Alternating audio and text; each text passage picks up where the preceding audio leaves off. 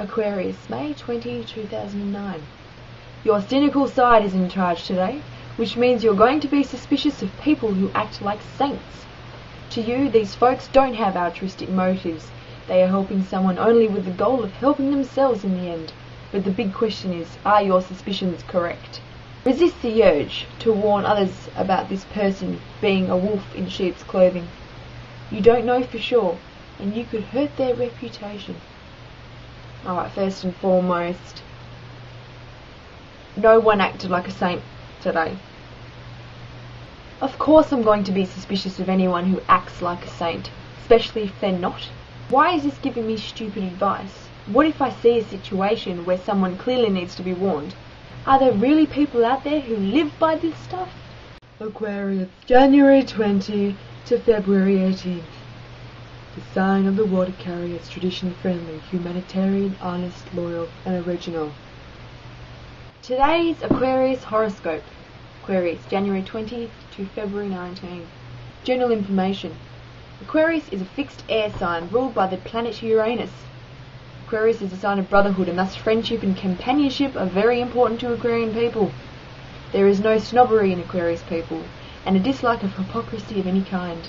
They honestly enjoy meeting new people and exchanging ideas. If off-centered, they can be determined, stubborn, eccentric, and annoyed with those who fail to understand them. Okay, time for debate. Right. Where's the proof that I'm ruled by Uranus? All of those things could apply to anyone I knew, anyone that walked past me on the street. Everyone's eccentric at some point, or they can be stubborn or determined, depending on what they're doing. And most people get annoyed when people don't understand them. That's universal. So now a few questions to those who do believe in astrology and might like to explain. Speak for yourselves. I wrote this down earlier. 1.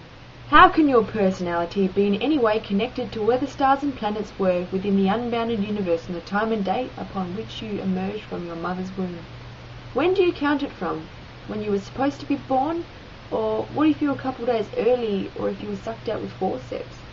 Is it when you start your journey through the birth canal, or when your head emerges from the birth canal?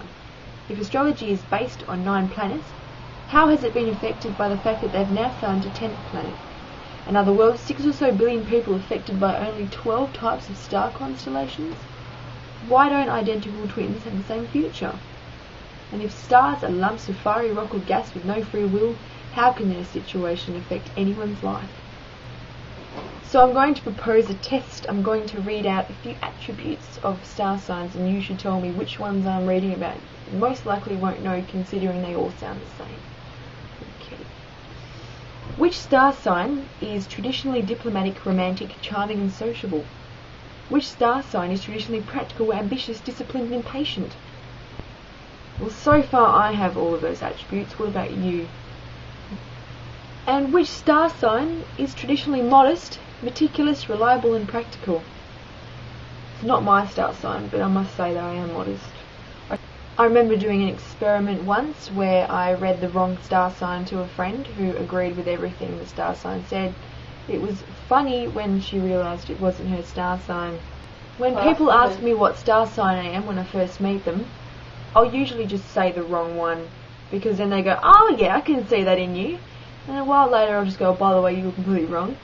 Because the truth is, they all apply to everybody. You cannot divide people into 12 different sections. And if they say nice things about you, obviously you're going to agree with them. If my star sign said your ass is the size of a baseball stadium, I would most likely disregard that and put it in the bin and do some exercise.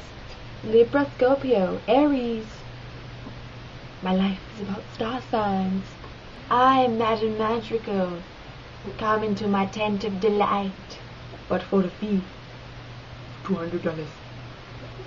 Come inside my tent. We take a fuss. All you need to be an astrologer is a thesaurus and a good imagination. The amazing ability to be able to say the same thing in 12 different ways. That is good effort. Peace on astrology. That would say. Tea. How come so many astrologers have stupid names is my other question.